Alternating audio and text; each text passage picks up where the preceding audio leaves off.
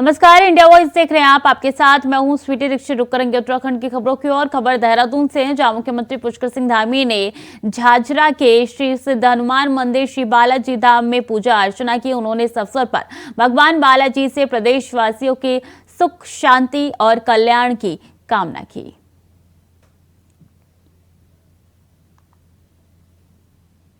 तो तस्वीरें सीएम पुष्कर सिंह धामी की है, जिन्होंने नए अवसर पर सुख, शांति प्रदेशवासियों के लिए कामना की, मांग की। बालाजी धाम में जाकर उन्होंने पूजा अर्चना की। नए साल के अवसर पर सीएम धामी पहुंचे बालाजी धाम, वहां पे पूजा अर्चना की और प्रदेशवासियों के सुख, शांति और कल्याण की कामना की।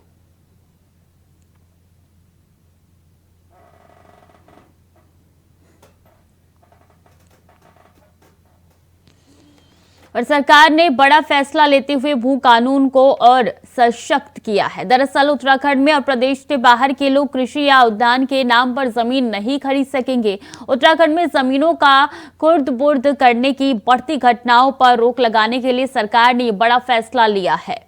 सरकार ने भू कानून प्रारूप समिति की रिपोर्ट आने या अगले आदेश तक प्रदेश के बाहर के लोगों को जिलाधिकारी की अनुमति से मिलने वाले कृषि एवं उद्यान भूमि खरीदने की छूट पर रोक लगा दी गई है। बता दें कि राज्य से बाहर के लोग उत्तराखंड में डीएम स्तर पर मंजूरी लेकर धड़ल्ले से कृषि और उद्यान के नाम पर भूमि खरीद रहे थे, लेकिन अब सरकार ने इस पर पूरी तरीके से रोक लगाने का फैसला लिया है। सीमावास में हुई मुख्यमंत्री की अध्यक्षता की बैठक में यह फैसला लिया गया। तो धामी सरकार का ये बड़ा फैसला आया है कि राज्य में बाहरी नहीं खरीद पाएंगे भूमि। इससे पहले भी जो खबरें निकल के सामने आई थी वो यही बताती थी कि जिस तरीके से राज्य में बाहरी लोग आकर जमीन खरीद रहे हैं और गैर कानूनी भी कार्य किए जा रहे हैं, जिसके बाद से एक्शन लिया गया और सबसे पहले ये निर्देश दिए गए कि जो भी जमीन खरीद रहा है उनकी पृष्ठभूमि खंगाली जाएगी। और एक बार फिर से देखिए, ये फैसला लिया गया है कि बाहर से आए हुए कोई भी इंसान वो जमीन नहीं खरीद पाएगा। खुर्द-बुर्द की घटनाओं पर इससे रोक लगाने का प्रयास किया गया है। सीमावास में ये फैसला लिया गया है बैठक के दौरान।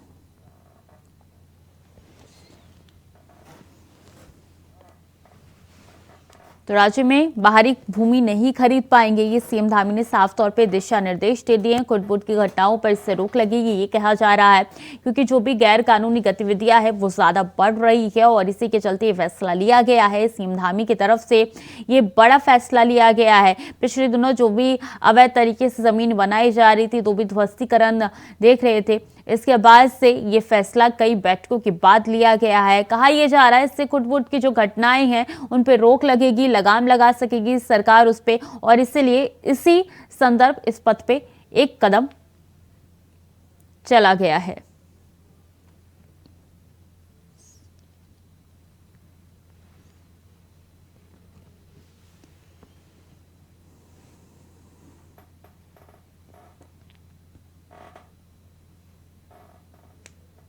तो सीएम आवास में ये फैसला लिया गया है। धामी सरकार का ये बड़ा फैसला है। देवभूमि से जानकारी आप तक पहुंचा रहे हैं, जहां राज्य में बाहरी नहीं खरीद पाएंगे भूमि। और बता दें कि ये आंदोलन भी पिछले दिनों देखने को मिला था कि बड़ी संख्या में जो राज्य आंदोलनकारी है वो धरातल पे उतरे थे और उन्होंने प्रदर्शन किया था। अब देखिए ये फैसला लिया गया है कि बाहरी जमीन नहीं खरीद पाएंगे।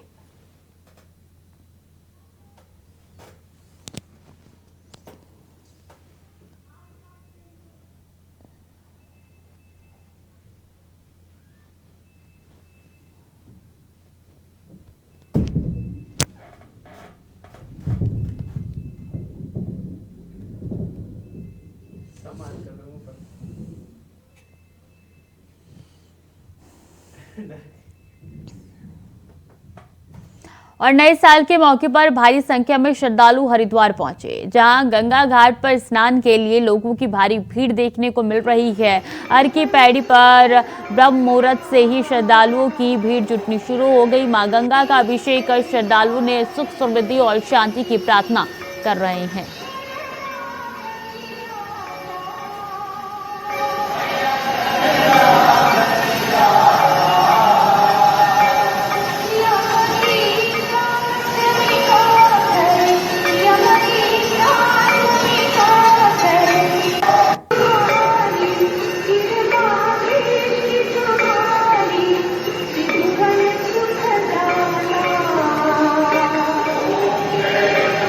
विकास चौहान हरिद्वार से हमारे साथ जुड़ चुके हैं। विकास, आप कहाँ मौजूद है और किस तरीके की भीड़ नजर आ रही है?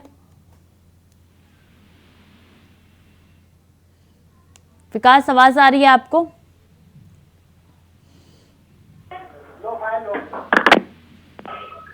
विकास, आप तक आवाज पहुंच पा रही है? जी मैडम जी। किस तरीके की भीड़ हरिद्वार में नजर आ रही है नए साल के अवसर पर?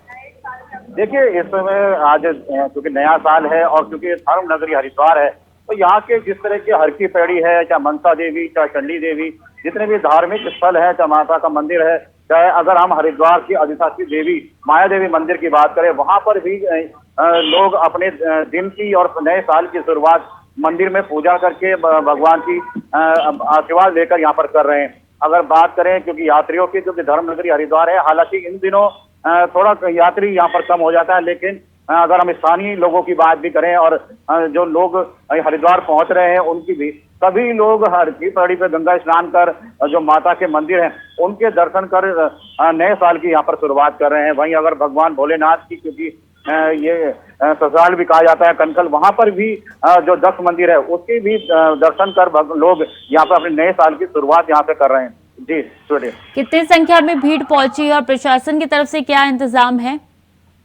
देखिए, प्रशासन की तरफ से क्योंकि नए साल को लेकर चाक-चौबंद व्यवस्था यहाँ पर रहती है, चाहे ट्रैफिक की व्यवस्था को हो, चाहे जिस तरह से हुड़दंग भी कुछ लोग यहाँ पर करते हैं उनको लेकर भी प्रशासन की काफी सख्ती यहाँ पर थी। लगातार चेकिंग यहाँ पर की जा रही थी, चाहे रेलवे स्टेशन हो, चाहे बस स्टैंड, वहां पर भी गाड़ी व्यवस्था थी। और जिस तरह से मंदिरों में क्योंकि नया साल के पहले दिन काफी बड़ी संख्या में लोगों के पहुंचने की आशंका यहाँ पर रहती है, उसको लेकर भी प्रशासन की तरफ से काफी तैयारियां यहाँ पे की गई थी और पुलिस बल भी वहां पर रिक्रूट किया गया था। और जिस तरह से लोग यहाँ पर पहुंच रहे हैं, सभी लोग दर्शन कर सकें, इसलिए पुलिस की व्यापक यहाँ पर व्यवस्था है। हालांकि जिस तरह से अगर हम बात करें सड़कों की, उस तरह की जिस तरह की यहाँ पर अमूमन यहाँ पर देखा जाता है, हरिद्वार में ट्रैफिक व्यवस्था प्लान लागू किया जाता है, कोई भी स्नान होता है, लेकिन आज अभी फिलहाल ऐसी स्थिति यहाँ पर सड़कों पर नहीं दिख रही है, क्योंकि लोग या तो पहाड़ों की ओर रुक कर रखे हैं नए साल के लिए, या फिर जो मंदिर है वहां पर जो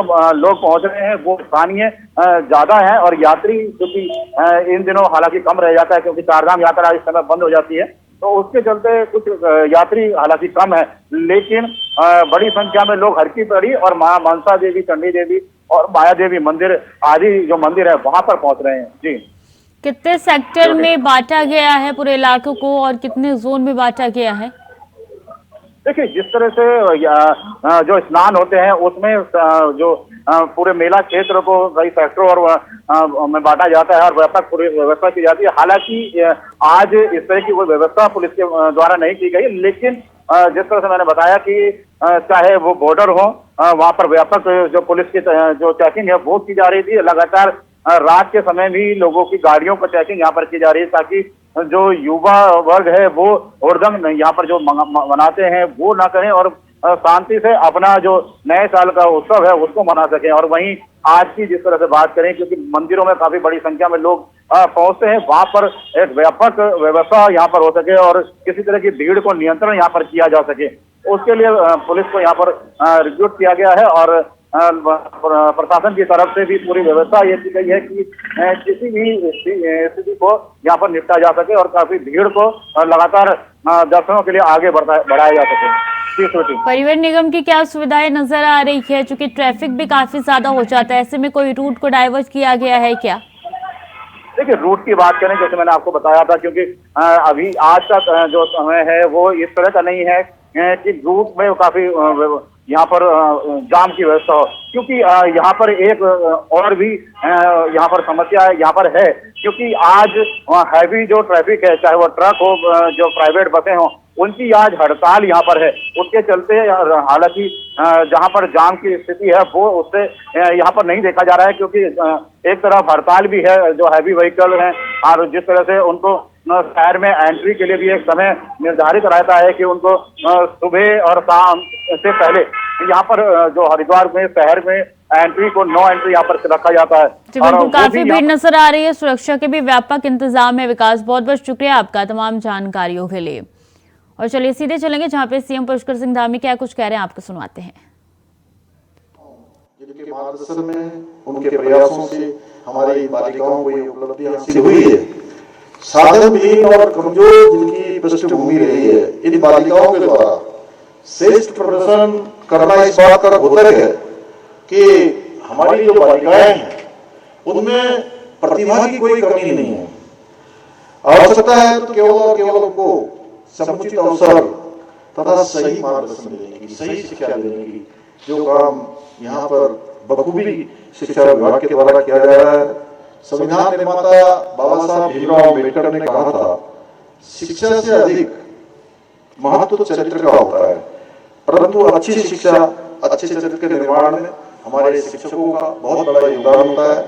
शिक्षा हमें उच्च विचार, उच्च आचार, उच्च संस्कार, उच्च व्यवहार के साथ ही समाज की समस्याओं का भी उचित समाधान उपलब्ध कराती है। आज के इस अवसर पर मैं एक बात और कहना चाहता हूं कि बेटियों के शिक्षा प्रदान करना, बेटियों को शिक्षा प्रदान करना हमारा महत्वपूर्ण लक्ष्य है, हमारी प्राथमिकता है, हमारा संकल्प है। क्योंकि हमारे प्रधानमंत्री आदरणीय मोदी जी ने बेटी पढ़ाओ बेटी पढ़ाओ का जो नारा दिया है, उस नारे को हमें सार्थक करके दिखाना है, उस दिशा में हमें आगे बढ़ना है। मैं अपने प्यारे विद्यार्थियों से, अपने बच्चों से ये कहना चाहता हूं कि आप सभी देवभूमि उत्तराखंड का ही नहीं बल्कि देश का भी आप भविष्य हैं। मेरा मानना है कि आप ही वो मजबूत नींव हैं जिस पर नए भारत की तकदीर और नए भारत का भविष्य टिका हुआ है। और जो आने वाले 25 साल हैं, जिसमें भारत की आजादी के 100 वर्ष पूरे होने वाले हैं, और हमारे प्रधानमंत्री जी ने जो इसका नाम अमृत काल दिया है, विकसित भारत का संकल्प लिया है, उस संकल्प को साकार करने में अगर किसी की सबसे महत्वपूर्ण भूमिका होने वाली है तो हमारे शिक्षकों की होने वाली है और हमारे इन कर्णधारों की होने वाली है, जो भविष्य में विभिन्न क्षेत्रों में जाकर हम सबका नाम रोशन करेंगे। हमारी सरकार आप सभी विद्यार्थियों के उज्जवल भविष्य के लिए प्रतिबद्ध है और शिक्षा के क्षेत्र में आपके द्वारा जो काम किए जाएंगे उसके द्वारा हमारा समाज, हमारा देश शक्तिशाली बनेगा, समृद्ध बनेगा। प्रदेश के मुख्य सेवक के नाते हमारी राज्य सरकार, मैं आप सबसे कहना चाहता हूं कि हर बच्चे को शिक्षा का अवसर प्रदान हो, यह भी हमारी प्राथमिकता है। क्योंकि आपने ही भारत का भविष्य संवारना है। कुछ पता नहीं, आप में से कोई बड़ा डॉक्टर बनेगा, कोई इंजीनियर बनेगा, कोई स्टार्टअप शुरू करके बड़ा उद्योगपति बनेगा, कोई वैज्ञानिक बनेगा, कोई बड़ा पत्रकार बनेगा। हमारे चंद्रशेखर जी बैठे हैं, अन्य मित्र बैठे हैं यहाँ पर, इनकी तरफ भी जो है कोई अपनी लेखनी से सबको दिशा देने का काम करेगा और कोई हम लोगों की तरफ इस क्षेत्र में भी आएगा। तो कोई इसमें 2-4 लोग अगर आ जाएंगे तो कोई खराबी नहीं है, इसमें भी आएंगे, आना चाहेंगे ना आप लोगों में से इस क्षेत्र में। समझ नहीं पाए मेरी बात हुई, मैंने थोड़ा घुमा के बात कर दी है। मैंने कहा आप लोगों में से कोई मेरी तरह भी बन सकता है, कोई मुख्य सेवक बन के सेवा कर सकता है। बनना चाहोगे कि नहीं? चलिए, बहुत धन्यवाद। मैं आज आपसे एक बात और कहना चाहता हूं कि जो दिल को अच्छा लगे वो कैरियर चुनिए, क्योंकि बिना रुचि के आप कोई भी सफल काम नहीं कर सकते। जब तक आपके मन में नहीं होगा तब तक जो है आप उस दिशा में आगे नहीं बढ़ सकते। अपनी रुचि के अनुसार आगे बढ़ते रहिए, जीवन में सफलता अवश्य मिलेगी। अपने गुरुजनों का, माता पिता का श्रद्धा के साथ उनकी बातों पर विश्वास करिए, श्रद्धा रखिए, आस्था रखिए और उनकी आज्ञा अनुसार आगे बढ़ते जाइए, तो भगवान की कृपा भी आपको मिलेगी। भगवान रास्ता देंगे, भगवान भी उन्हीं का साथ देते हैं, भगवान भी उन्हीं के लिए कृपा पात्र होते हैं जो अपने लिए अपने कामों को ईमानदारी पूर्वक आगे बढ़ाते हैं। इसमें नई शिक्षा नीति भी आपकी सहायता करेगी। नई शिक्षा नीति से जहां एक और स्कूली शिक्षा और उच्च शिक्षा को नए आयाम प्राप्त होंगे, वहीं इससे सभी वर्गों के लोगों को समानता से शिक्षा प्राप्त करने के अवसर भी प्राप्त होंगे। आप सभी को ये बताते हुए मुझे प्रसन्नता हो रही है कि उत्तराखंड देश का प्रथम राज्य है जिसने स्कूली शिक्षा में नई शिक्षा नीति को लागू किया है। पहले आर्थिक रूप से कमजोर वर्गों के बच्चे संसाधन के अभाव के कारण स्कूली शिक्षा से वंचित रह जाते थे। हमारी सरकार ऐसे बच्चों तथा उनके माता पिताओं की, उनके अभिभावकों की समस्याओं को दूर करने के लिए कृत संकल्पित है। हमने संकल्प लिया है कि सभी बच्चों को हम शिक्षा के लिए आगे बढ़ाएंगे, शिक्षा देने का प्रयास करेंगे। प्यारे बच्चों, मैं आपको आज इस पहले दिन, वर्ष के पहले दिन यह विश्वास दिलाना चाहता हूं कि मैं राज्य के मुख्य सेवक के रूप में आपके अभिभावक की तरफ आपके साथ हूं। आपके अच्छे वर्तमान सुरक्षित भविष्य के लिए जो भी कदम उठाने होंगे, जिस प्रकार के भी प्रयास करने होंगे, जो भी संकल्प हमको लेने होंगे, मैं और हमारी सरकार कभी इससे पीछे नहीं हटेंगे, हम कभी संकोच नहीं करेंगे, क्योंकि मैं जानता हूं कि आप सब हमारे आज के नहीं कल के भारत के भविष्य हैं। आज के तो हैं ही हैं, कल के भी आप भविष्य हैं, कर्णधार हैं। और मैं पंत में आप सभी को एक बार फिर से वर्ष 2024 की बहुत शुभकामनाएं देते हुए, बहुत बधाई देते हुए, प्यारे विद्यार्थियों की, प्यारे बच्चों की, मेरे सभी प्यारे विद्यार्थियों की, हमारे बेटे बेटियों की उज्जवल भविष्य की कामना करते हुए इस अवसर पर शुभकामनाएं देते हुए कि एक घोषणा करना चाहता हूं। कमजोर और अपवंचित एवं साधनहीन वर्ग की जो हमारी बेटियां हैं, उनकी शिक्षा हेतु खोले गए कस्तूरबा गांधी बालिका विद्यालय में छात्रावासों एवं नेताजी सुभाष चंद्र बोस छात्रावास के निकटवर्ती 11 विद्यालयों का इंटर स्तर पर उच्चीकरण भी किया जाएगा। अंत में एक बार आप सभी का धन्यवाद करते हुए मैं अपनी बात को समाप्त करता हूँ। बहुत बहुत धन्यवाद। माननीय मुख्यमंत्री का बहुत बहुत धन्यवाद।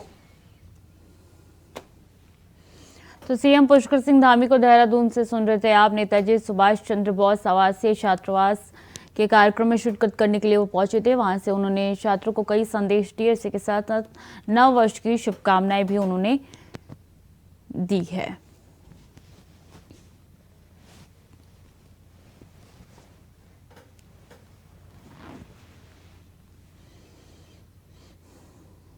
और बता दें, विकसित भारत संकल्प यात्रा आयोजित हुई है। सांसद ने लोगों को दिलाई है विकसित राष्ट्रीय शपथ। सरकारी योजनाओं की दी जा रही है जानकारी।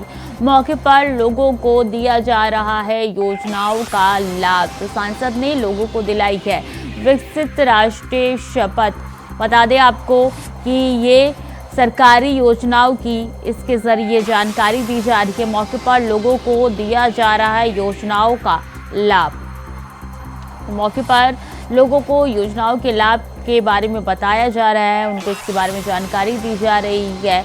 और विकसित भारत संकल्प यात्रा आयोजित हुई है। सरकारी योजनाओं की जानकारी इसके जरिए दी जा रही है। सांसद ने लोगों को शपथ दिलाई है।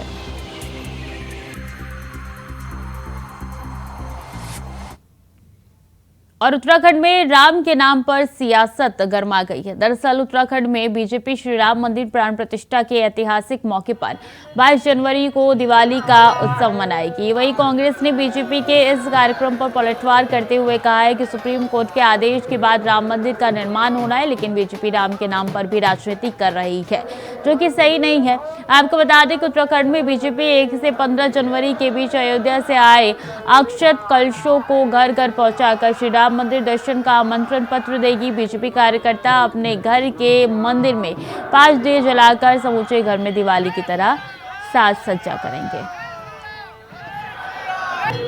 22 जनवरी का दिन सभी सनातनी भाई बहनों के अंदर, पूरे विश्व के अंदर जो निवास करने वाले हैं, वो ऐतिहासिक दिन है। भगवान श्री राम की उस दिन वहाँ पर विराजमान होने वाले हैं, जिसमें मुख्य अतिथि हमारे आदरणीय प्रधानमंत्री जी रहने वाले हैं। उस दिन को दीपावली के रूप में पूरे सभी सनातन धर्मावलंबी और जिनके राम के प्रति आस्था है उसे एक दीपावली के रूप में मनाने वाले हैं। सभी घरों में दीपदान होगा, सभी घरों में दीपावली का उत्सव होगा और निश्चित रूप से जो भारत के मानबिंदु है उसके लिए मील का पत्थर साबित होगा कि भगवान श्री राम को 500 वर्षों के बाद ये न्याय मिला है सनातन धर्मावलंबियों को। निश्चित रूप से जिन लोगों की इसमें इतने लंबे समय तक कुर्बानियां रही उनके लिए भी एक बहुत श्रद्धांजलि होगी। राम जो है कोटि कोटि भारतवासियों के नहीं दुनिया वासियों के जो है हृदय में विराजते हैं। उनके लिए उनकी श्रद्धाएं जो है जन्मजात हैं और आज ही नहीं युगों युगों से ये श्रद्धा लोगों के दिलों में है। लेकिन भारतीय जनता पार्टी इस पर भी राजनीति कर रही है। माननीय सर्वोच्च न्यायालय के निर्देश पर दिव्य भव्य राम मंदिर बन रहा है, सरकारी पैसा उसमें लग रहा है, लेकिन भाजपा अपना पीठ थपथपाने का काम कर रही है। भारतीय जनता पार्टी ये नहीं बता रही है कि राम मंदिर के निर्माण में उसका योगदान क्या है, मोदी जी का योगदान क्या है। ये सर्वोच्च न्यायालय के योगदान को नकारने का काम कर रहे हैं। लोगों के दिलों में तो भगवान राम की ज्योत वैसे ही हर दम जो है प्रज्वलित रहती है, फिर इसका भाजपाईकरण क्यों किया जा रहा है ये लोगों की समझ में नहीं आ रहा। और राम मंदिर के नाम पर जो रथ यात्रा निकाल के अडवाणी जी के दौर में आपने अरबों खरबों रुपया इकट्ठा किया था उसका हिसाब आज तक आपने जनता से नहीं। और प्रदेश में इस समय मूल निवास को लेकर एक आंदोलन चल रहा है। कुछ दिन पहले हजारों की संख्या में आम लोग सड़कों में इसी मुद्दे को लेकर उतरे। वहीं अब उत्तराखंड के पूर्व मुख्यमंत्री हरीश रावत ने इस मामले में अपनी बात रखते हुए कहा है कि उत्तराखंड में इस समय 3 फॉर्मूले पर काम करना होगा। उनके अनुसार सबसे पहले उत्तराखंड में सख्त भू कानून की जरूरत है।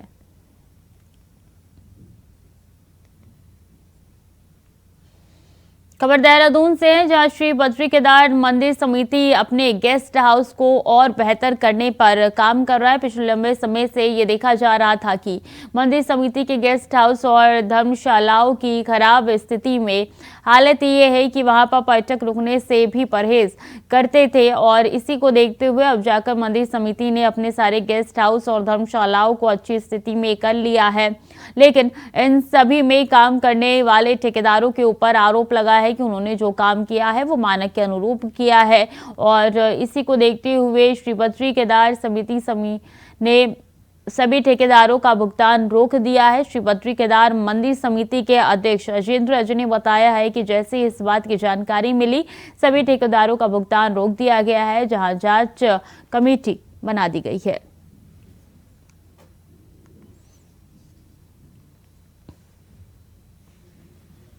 बद्रीनाथ केदारनाथ मंदिर समिति जो है और जो हमारे धाम में देश विदेश के करोड़ों करोड़ों श्रद्धालुओं की आस्था और विश्वास श्रद्धा का केंद्र है, तो वहाँ पर जो भी कार्य हो, जो भी गतिविधियाँ हो, उनमें पूरी तरीके से पारदर्शिता कायम हो और निर्माण कार्य से लेकर नियुक्तियों से लेकर हर कार्य में वहाँ पर पारदर्शिता हो। इस दिशा में हम निरंतर प्रयास कर रहे हैं। इस वर्ष यात्रा काल के प्रारंभ में हमने जो हमारे यात्रा मार्ग पर विभिन्न गेस्ट हाउसेज हैं, उन धर्मशालाएं हैं, उनमें मरम्मत के कार्य कराए थे, पुनर्निर्माण के कार्य कराए थे, सौंदर्यीकरण के कार्य हुए थे। उसके अलावा कुछ गेस्ट हाउसों में वहां पर सामग्री इत्यादि भी आपूर्ति की गई। और नए साल के पहले दिन छाया है घना कोहरा। बता दें कोहरे के साथ नए साल का स्वागत हुआ है। कोहरे के कारण विजिबिलिटी हुई है कम। मौसम विभाग ने हल्की बारिश की आशंका जाहिर की है। तो नए साल के पहले दिन छाया है घना कोहरा। घने कोहरे के साथ नए साल का स्वागत हुआ है। विजिबिलिटी काफ़ी कम नजर आ रही है। मौसम विभाग ने हल्की बारिश की आशंका भी जाहिर की है। तो कोहरे के साथ नए साल का स्वागत हुआ है। कोहरे के कारण विजिबिलिटी बेहद कम है। कोविड-19 के नए वेरिएंट JN.1 के खतरे को देखते हुए देहरादून नगर निगम भी अलर्ट मोड पर नजर आ रही है। इस बात को लेकर मुख्य नगर स्वास्थ्य अधिकारी डॉक्टर अविनाश खन्ना ने कहा है कि वर्तमान में नगर निगम के पास दवाइयों और कीटनाशकों की भी कोई कमी नहीं है। साथ ही उन्होंने कहा है कि सैनिटाइजेशन के लिए सोडियम हाइपोक्लोराइड का इस्तेमाल किया जाता है, जो करीब 4000 लीटर की मात्रा में है और छिड़काव के लिए स्प्रिंकलर का प्रबंध भी किया गया है, जिसकी जरूरत पड़ने पर ट्रायल राउंड भी किया जाएगा। वर्तमान में हम लोगों के पास नगर निगम में दवाओं की और किसी भी प्रकार के कीटनाशकों की कोई कमी नहीं है। ऑलरेडी हमारे पास सोडियम हाइपोक्लोराइड जो कि सैनिटाइजेशन के रूप में जिसका कार्य लिया जाता है वो प्रचुर मात्रा में उपलब्ध है उसकी जो है साथ ही साथ हमारे जो स्प्रिंकलिंग जिसके द्वारा की जाती है वो भी हमारे पास मौजूद हैं, और यदि कभी आवश्यकता पड़ेगी तो उसके लिए पूरी बंदोबस्ती हमारे पास से कर ली गई है। उसका एक हम लोग आने वाले दिनों में यदि ज़रूरत पड़ी तो एक ट्रायल राउंड भी ले लेंगे। तो फिलहाल के लिए देवभूमि समाचार में इतना ही। खबरें लगातार जारी, देखते रहिए इंडिया वॉइस।